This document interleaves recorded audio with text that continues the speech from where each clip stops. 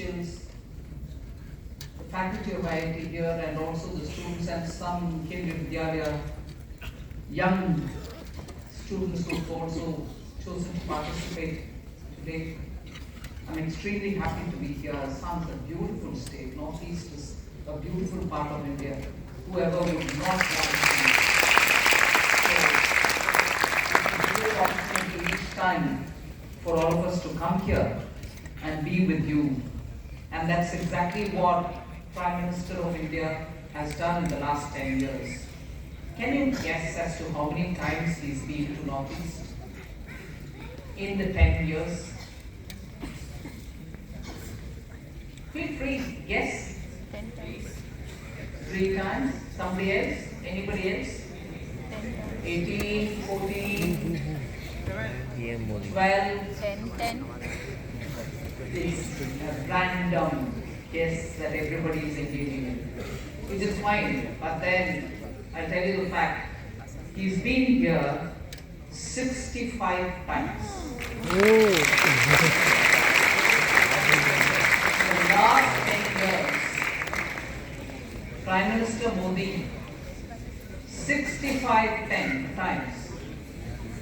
So you can work out roughly every 2 months he's here, right?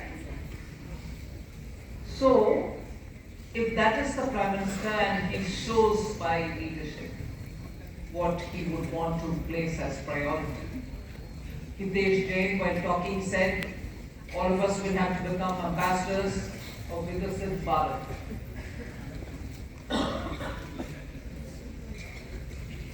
Ambassadors will become of something which we value, we respect, and that is why when he spoke, he said, ambassadors can become ambassadors for a cause, but what are ambassadors expected to do?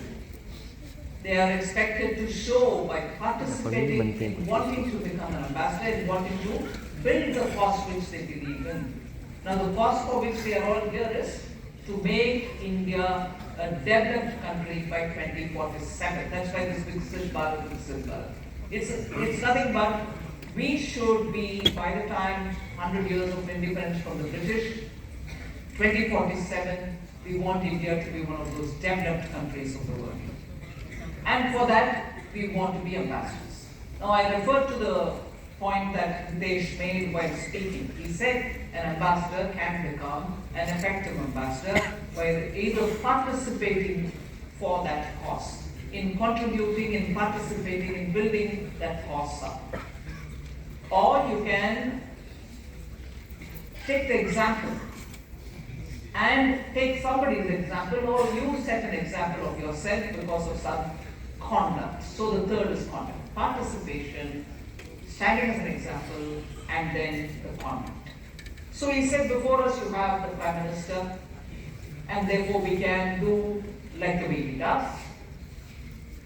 Participate in everything that you believe. You want the Northeast to be an engine of India's development and growth. To reach that developed goal, to become developed country, you want Northeast to be the engine of our growth.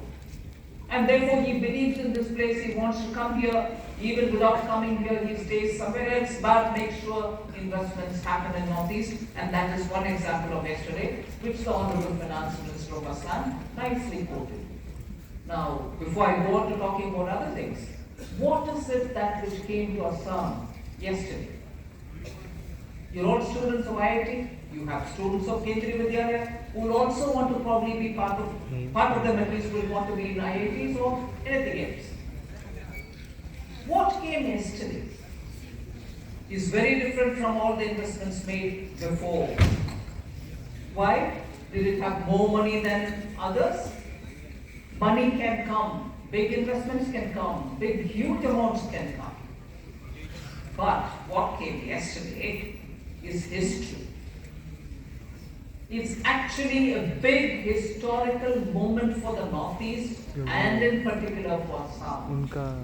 See, what happens is when you're looking at development of a particular region or a particular state, you tend to think what are the natural advantages which exist there. And you again think about the source of raw material, skilled labor, and therefore what is good here. So when you talk of Northeast repeatedly, you will get to hear of, there's a lot of limestone, so cement industry. There's a lot of bamboo, therefore bamboo processing, and so on. There's a lot of fruits, wonderful, organically grown fruits, so fruits, or processing of fruits, or exporting of fruits.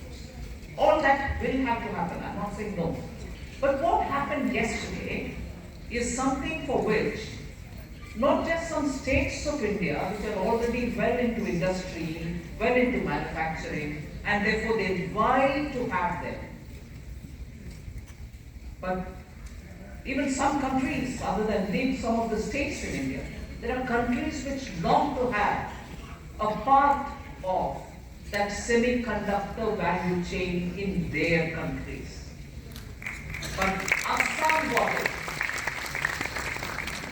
When many other states in India want semiconductors because they have the advantage of skilled manpower, already a lot of startups, already a lot of other ecosystem which is required for any one of those semiconductor ladders. Semiconductor, when you talk of semiconductor as one, but it has several steps in it.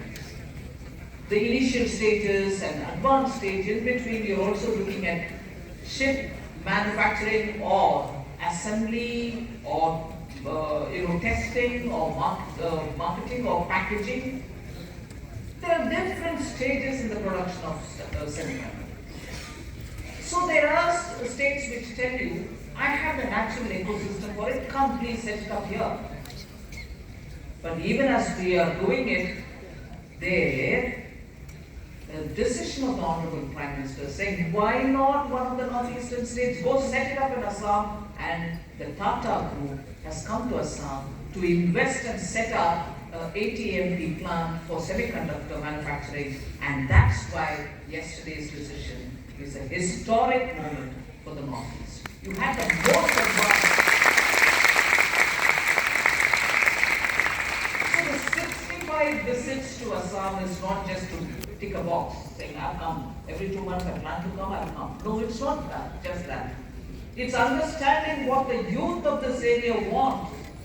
They're just not going to have to wait like many other states took years, decades to progress one step ahead. Northeast youth today have all the energy, all the skill set, all the communication ability, all the energy, and all the enthusiasm that sunrise sectors can provide us that require such young youth population. And therefore there we go, the first major semiconductor manufacturing setup is being done in Assam. And that's why I said it's history. Now if Prime Minister came 65 times, the entire cabinet and the council of ministers also never hesitated to come, each one carrying their own department's agenda, but come here to perform. Collectively, I'm not going to ask you to guess because it's a bit surprising number for me too, but 850 times ministers visited in the last 10 years. Council of Ministers. A month, each minister has to come to Northeast. So either we go to Tripura or Nagaland or Arunachal and so on. But together all of us in the last 10 years have come 850 times. That shows the priority, that shows how we make sure that attention should be given to Northeast, the importance that Northeast has in the scheme of things in our economy. And of course, data points, everybody is interested, so I will give you a lot of data points today. For the first time in 40 years, when in 2016, Honorable Prime Minister chaired the meeting of the Northeast Council, Prime Minister chairing the Northeast Council has happened in 2016 for the first time after a wait of 40 years. So these points prove to you that the Northeast receives the long overdue attention from Prime Minister and the entire Council of Ministers. So repeatedly I'm giving you data only to re-infuse that point that Northeast has to now not just catch up but go fast on this route of building India. Many firsts have happened in the last 10 years for the Northeast. I want to just put it all before you because it gives you at one go what this region has achieved, which it couldn't achieve prior to 10 years ago. It achieved in trickles, whereas what it has achieved in the 10 years is remarkable. And therefore I list it out for you, even if you think I'm just crowing about what had been achieved. It is important for us to know it. Why? If you're going to have to believe in the Northeast, if you're going to have to believe that Northeast will not be neglected, and if you're going to have to believe that Northeast, if not neglected, will contribute as an engine to India's growth aspirations, and it will be the engine which will lead us to 2047, the developed India 2047, you should know in 10 years what's been achieved. And then you have the confidence, the faith, and then is when you will be able to say, yes, I believe we can make it, we can reach VIKSIT Bharat, and therefore I'm an ambassador, and this is what I'm going to contribute, whatever you choose to contribute. So the list of what had happened in 10 years is quickly being recalled so that all of us understand where we are. You're okay with me in English, or you want me to take a chance, make me speak in Hindi? English is alright? Or entertainment in the name of my Hindi? My Hindi is no good. But if you're alright with English, we can quickly carry on. Okay? I can't speak Ahomiya, so at least be indulgent that you'll allow me to speak in English. Okay? No response. Hindi. Yes, for what? Hindi. English. Alright. Wow. Hindi. Now, broad gauge trains reached Manipur, Mizoram, Meghalaya, Arunachal Pradesh, and Tripura for the first time in the last 10 years. Meaning, 70 years went by, broad gauge trains reached in the last 10 years. Goods trains reached Manipur for the first time in 2022. Electric trains reached Meghalaya for the first time in 2023. Nagaland got its first railway station after independence. You heard that? After independence, Nagaland got its first railway station. Sikkim and Arunachal Pradesh were connected to air services for the first time.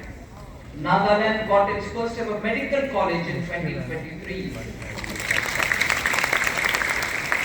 And Northeast got its first AIMS in Guwahati in April.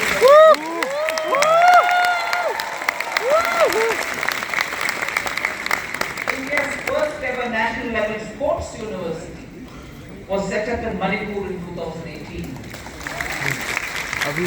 Northeast's first ship repair facility is being developed through Hooghly Kochi Shipyard Limited, HCSL, at Pandu Port in Guwahati, and that is along with the ship repair facility. You would think only ports which are on the sea coast will have it, but when you have inland waterways developing rapidly in this country, you need that as well, and that is being set up in Guwahati or in Assam. India's first international multimodal logistics park is coming up in Jogi Gopa in Assam. India's first Gati Shakti research chair. You know, so much has been spoken, researched into, data is being generated out of PM Gati Shakti. It's a beautifully designed app through which you're able to get several filters played through and tell us which is the most effective way of handling any one common resource, around which if logistics is improved, we will have better connectivity and better realization of value for money. And that is PM Gati Shakti. Now research chairs are being established. The first such research chair in PM Gati Shakti is being established in IIM Shillong, 23rd February 2024 is announcement. That will facilitate research and development and also innovation in logistics capacity of the country. So startups, whoever is present here, please understand that on logistics, there's so much that you can innovate and do for the country. And there is a chair which is established in Shillong. Border villages. I want to speak about border villages for a moment because most of the northeast states have international borders. Those villages in the border areas, in the international border areas, are critical because they are the eyes and ears of the country. If people living there are not going to be able to get information or see what's happening and convey it in time, any amount of smart intelligence cannot help the country. And that is why you need villages in the border areas to be developed. But I'm sorry to have to politicize this. For a minute I want to say how 10 wonderful years were lost without developing the border villages. The belief of the earlier government for 10 long years, and I'm not saying it out of any kind of inference that I made. I'll give you a quote from the defense minister who during that time had said, we don't believe in developing the border villages because more the development, it will be easy for the enemy to access us. They looked at it from that point of view, rather than looking at it from the point of view of if people in those villages have to live there, being our eyes and ears, you need to give them every connectivity that you can, whether it is road or by air or even telephone connectivity. So Prime Minister Modi said he looks at those villages as the first villages because they are the point of entry to coming into India and make sure that money will be spent to develop them. He named the whole program Vibrant Village Program. And as a result, 4,800 crores in our budget between 22, 23 and 25 and 26 have been allotted. Villages are getting connected and all kinds of facilities are being now provided to those border villages. I also do a complete review, both physical and also looking at from our office based on data. So the review shows us that those villages which have been waiting for such facilities are getting it now. Delayed projects is one thing which Northeast suffered from, and more importantly, India's image for any investor who came from abroad was affected by the image that India doesn't complete its projects on time. You lay the foundation stone and forget it. Or you lay the foundation stone and give not adequate money but keep saying that the project is ongoing. Whereas what Prime Minister Modi has given as a thumb rule to all of us is we should be a government which lays the foundation as much as inaugurates the project. So you cannot afford to have projects going unendingly. Northeast benefited by that thumb rule. Several projects which waited for decades have been completed. I'll just very quickly tell you which are those. After 16 years of wait, the Bogibeel Bridge in Assam was inaugurated in 2018 by Prime Minister. The Dola Sadia Bridge called Bhupen Hazarika Setu, just as this hall is named after the great son of Assam, Bhupen Hazarika. That Setu is also named after Bhupen Hazarika. Dola Sadia Bridge was inaugurated in 2017. 14 years of wait, and after 14 years you got that bridge as well. Now, record time we are completing many projects, and the others are Sela Tunnel completed in 5 years, Sabroom Land Port project in Tripura completed in 3 years, IIT Guwahati completed in 6 years, Arunachal Pradesh's Greenfield Airport in Doli Polu Airport Itanagar was completed in 4 years. So project completion, well within reasonable time, has been the hallmark of Prime Minister Modi's administration. Connectivity in underrepresented areas. We just look at the budget here. 2009 to 2014, 5 years for projects of railway infrastructure. 2,122 crores was given during that period. Whereas between 2024, whereas 24-25, the amount allocated is 10,369 crores, and that is for railway budget. Around 2,000 kilometers of new railway lines have been laid since 2014 only in the northeast. Roads. Over 46,296 kilometers of rural roads were completed under PM Gram Sadak Yojana with an expenditure of 47,000 crores. I want this underlined because rural connectivity in the rest of the country is one thing, whereas rural connectivity in the northeast is another. Because of the terrain, because of its topography, connectivity between one village to another involves a lot more work and probably even a lot more distance. But that is why the distance which was covered in the last 10 years under Prime Minister Modi is 46,296 kilometers.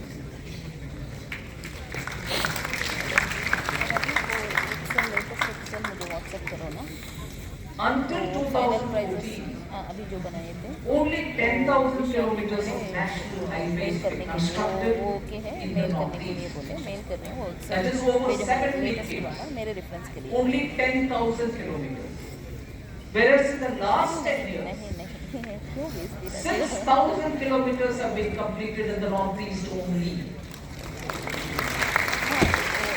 So 10,000 kilometers took 67 years. 6,000 kilometers took just 10 years. Until 2014, there was only one inland waterways. Now there are 20 waterways just in the northeast. 20 waterways. Over 1,000 crores have been spent on this. Now on airways, very quickly. All 8 states of the northeast have air connectivity. The number of airports in the northeast is now increased to 17, and talking of 2023. It was only 9 till 2014. Now it is 17. And 17, from among them, you have 3 international airports as well.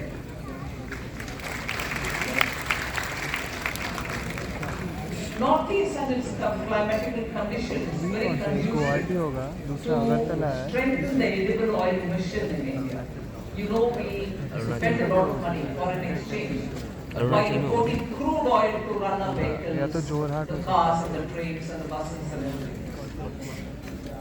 That is import of fossil fuel. And that oil goes for our mobility. But we also import oil which is edible. India doesn't produce enough oil seeds.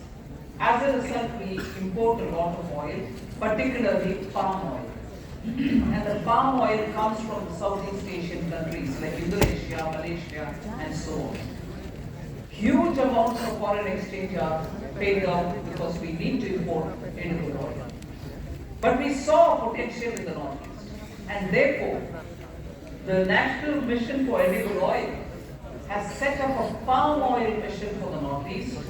And today, the cultivation of palm, edible oil palm, has gone up by 700% to 3.4 lakh hectares in the Northeast, growing only oil palm trees. And this will reduce, obviously, our import bills. As of 9th March, PM inaugurated the first oil mill for extraction of palm oil in the Northeast. So you're not just growing the palm and sending off the palm fruits to some other area so that they can extract the oil, but the mills are also being set up in the northeast so that the oil palm can be extracted for oil, edible oil making, thereby creating jobs, thereby giving value for the product here, and thereby your ecosystem will now become well entrenched in the value system, value chain itself. So that is a very well thought out program. Start the plantation, give the farmers the benefit, give them good assured market, take the oil berries and produce the oil also from the northeast rather than spend on the logistics and send the food somewhere else, but create jobs here. I think that's a very strong mission statement for the northeast which the government of India is making. Similarly is the National Bamboo Mission, which has given a lot of impetus for sustainability related goals. You're able to produce a lot of northeast